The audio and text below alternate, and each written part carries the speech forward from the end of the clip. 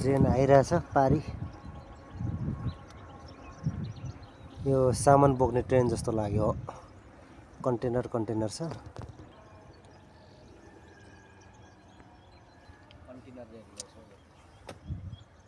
कतिवटा कन्टेनर छ कता यो ट्रेन हो। अनि यो घर हेर्नु होला। घर विशेष किसिमको छ नि हैन। अब यहाँ मान्छे बस्छ हेर्नु। अनि ल हेर्नुस् यहाँ यो चाहिँ हाम्रो गाउँघर पाखामा मान्छेहरूले छोडेको हुन्छ नि। बनाउने डिजाइन त सेम त्यही तरिकाले बनाएको छ यहाँ हैन। टक्क बिचमा गरेर झ्याल ढोका हेर्नु न। तर यो हाम्रो गाउँघर होइन है। अझ धेरै परको गाउँघर। धेरै परको गाउँघर है। स्पेनमा पर्ने गाउँघर हो यो चाहिँ। गयो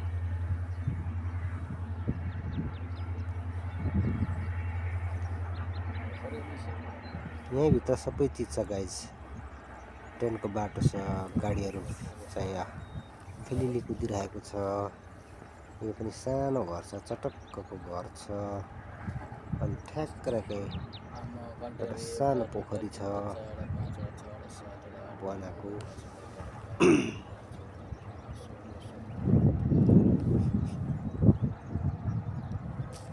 अनि अब यो चाहिँ नेचुरल नै हो। यो माथिको यो देखि पम्प यो पोखरी हो। यो पानीको ताल हो। यो जुन चाहिँ सेतो देखेको पानीको ताल हो। यता पनि ताल छ दुईटा यतापट्टि। अनि त्यो तल यहीँ पानी छ क्या।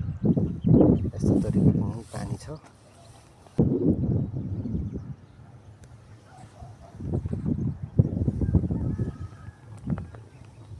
अनि यसलाई अब खेती गर्ने तरिका हो माथि।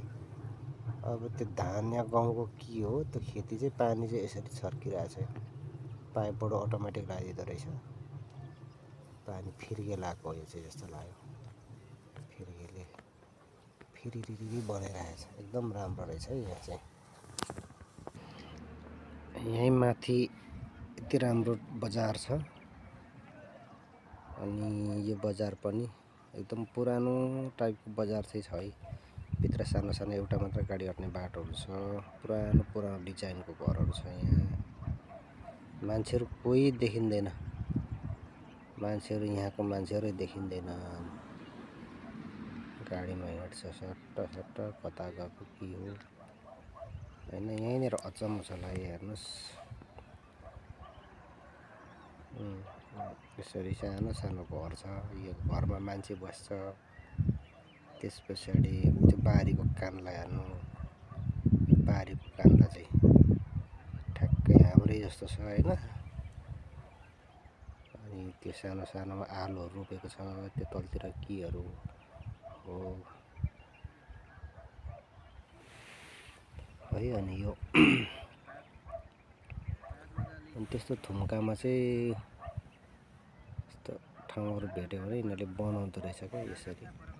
अनि रमाइलो छ। यति नैमा पनि धेरैवटा भेरिएसनहरू देख्न पाइन्छ। धेरै भेरिएसनहरू छ। अब यो गाडीहरूको एउटा हाइवे नै रहेछ। यो कता धेरै टाढा होला अन्य ठाउँतिर। सबैतिर यस्तो डाँडा छ यहाँ चाहिँ।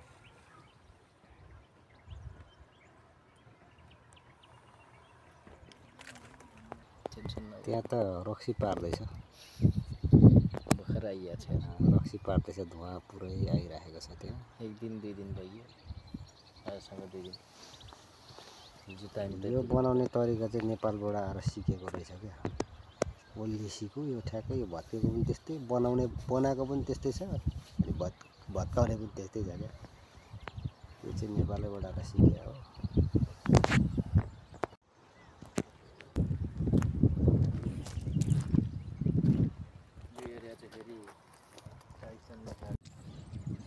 हामी यताबाट आयो। यहाँनिर सल्लाह गाडी छ घुम्ने। माथि चाहिँ चल्छ होला सायद। यो चाहिँ कास्पे बजार हो। धेरै नै ठुलो चाहिँ देखिँदैन यो। यस्तो छ ठक्क यत्रो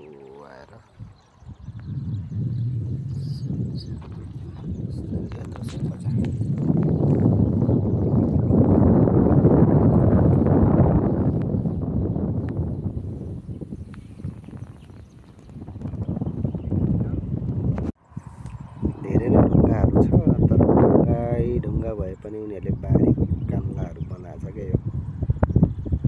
अनि यो बनाउँदाखेरि चाहिँ धेरै ठुल्ठुलो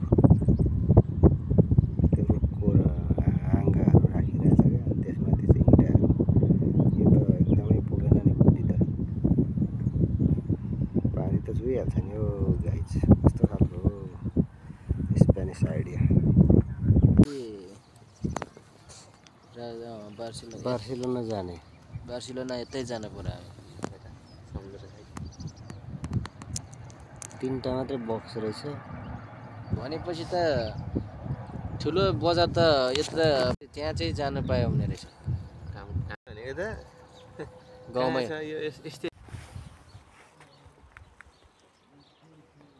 क्याक्टस है ठुलो ठुलो रहेछ यहाँ फलिरहेको क्याक्टस।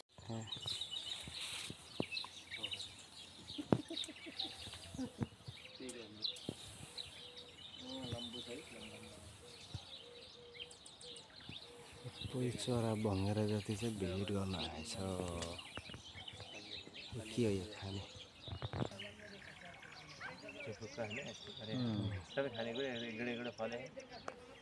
के फलफुल हो यो? हेर्नुहोस् है, यो चाहिँ एकदमै फिजिएको क्या, डाला डाला फिजिएको कालो छ फल। यो बाटो सिधा आउँछ।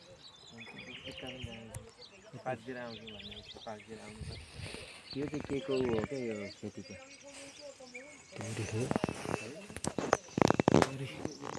ढुङ्गा ढुङ्गामाथि चाहिँ डिलमा यस्तो घरहरू छ होइन, यस्तो भिरालोमा। माथि डाँडामा पुगेर आयो। यो धुपी हो, तर यो धुपीको एकदमै ठुल्ठुलो दाना क्या। यस्तो ठुल्ठुलो दाना छ धुपीको।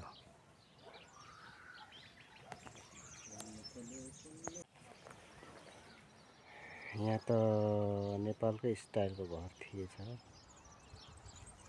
त होइन। ढुङ्गा र माटोको ठ्याक्क लगाएर ढुङ्गा र माटो मिक्स गरेर बनाएको छ है यहाँ ल होइन। अनि यो फुल चाहिँ मलाई असाध्यै मन पर्थ्यो। रातै फुल लगे आफै उम्रेको हो यो, आफै उम्रेको छ यो। ल हेर्नुहोस्, ठ्याक्कै हाम्रोबाट ढुङ्गा र माटो मिलाएर पहिलाको मान्छेहरूले यसरी यहाँ पनि बनाउँथिएछ। यो कला चाहिँ पहिला यता पनि थिएछ है।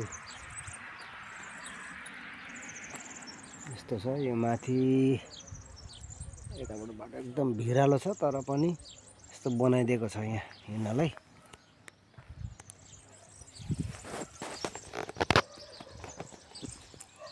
ल हाम्रोमा पाइने यो चराहरू सबै हाम्रोमा पाइने चराहरू हो। यो कराउने चराहरू। यहाँ पिपल देखियो, यो पिपलको बोट हो है। पिपल हुँदो रहेछ यहाँनिर। यहाँ पिपल छ। अनि यो चाहिँ खेल्ने ठाउँ रहेछ यो पार्क। यहाँ चाहिँ नेपालीहरू पनि आउने, खेल्ने, बस्ने, घुम्ने।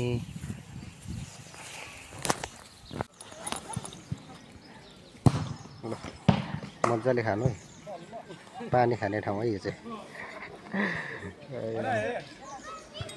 गनाउँदो रहेछ तर गनाउँदैछ तल मुनिको चाहिँ गनाउँछ होला।